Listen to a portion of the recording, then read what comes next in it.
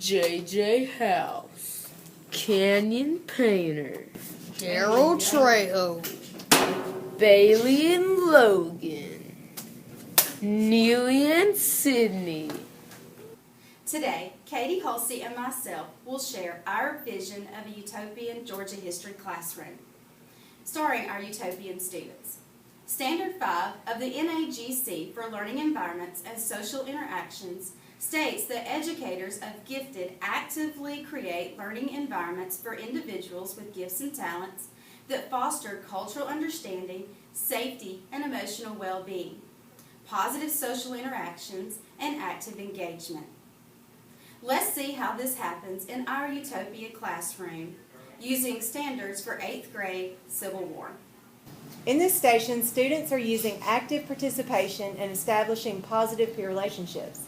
The students are working together to analyze political cartoons from the Civil War time period. As a group, they will report which perspective the cartoon is taking. In the discussion, students will explain their thinking and defend their position. This cartoon shows the leaders of the southern states about to run down the hill while the other man travels safely down the hill. I believe this cartoon is siding with the Union because it appears to be mocking the South for seceding and saying that they're going to hit rock bottom without the North's support. This is the future of the secession movement of the South as they decide to leave the North and deny its support. Let's talk about the next one. This cartoon shows Lincoln siding with the African Americans supporting them.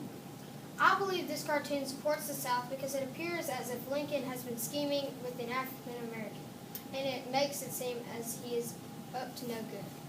Slaves have Lincoln's full support throughout the war. This station is the guided reading viewing station, then created for auditory and visual learners.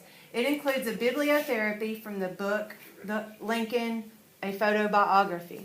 Students will read the book to examine the life of Abraham Lincoln and then watch the movie Lincoln from 2012 about the life of Abraham Lincoln. They will analyze his life and his upbringing to see how he became a rags to riches story and how he is one of the fathers of our country.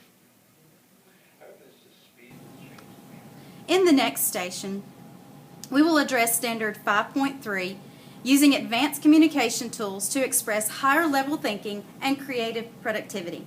Students will collaborate with peers on a common goal to create an Instagram profile for a list of key leaders from the Civil War. The post will include pictures and captions relevant to the person, including comments from likely allies and enemies. The last post I created for Abraham Lincoln is a newspaper ad for the play, Our American Cousin, that he was watching when he was assassinated. His comment is, "We'll be watching Our American Cousin at the Ford's Theater. Come and greet me." I think you should create a comment from John Wilkes Booth that says, "I will see you there." It is important to provide students with the opportunity for interaction with intellectual and artistic or creative peers. They need opportunity to build social skills for school, community, and the world of work. This station allows students to artistically analyze depictions of the time period. Students will use the art to describe the war from their artistic perspective.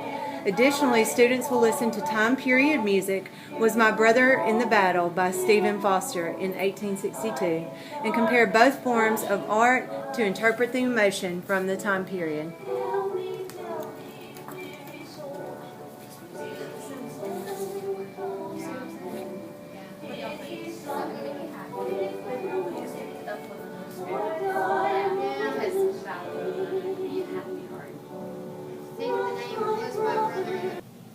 In this station, the kinesthetic learner is definitely addressed. Students will reenact the first act of the Civil War, the firing on Fort Sumter and the harbor of Charleston, South Carolina. Standard 3.2 is addressed by providing an opportunity to develop leaders and leadership skills. Students will be divided into the United States of America and the Confederate States of America. Each group will elect a commander and be given time to develop a strategy.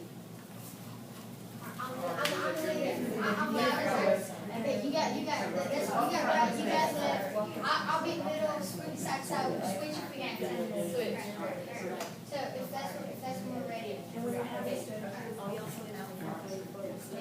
Upon the command, the paper battle will begin. The winner will be chosen based on a specific set of guidelines.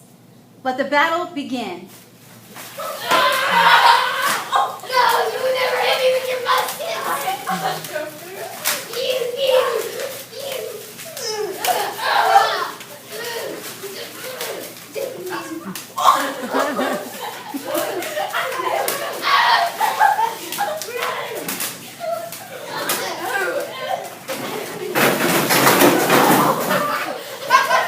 And stop.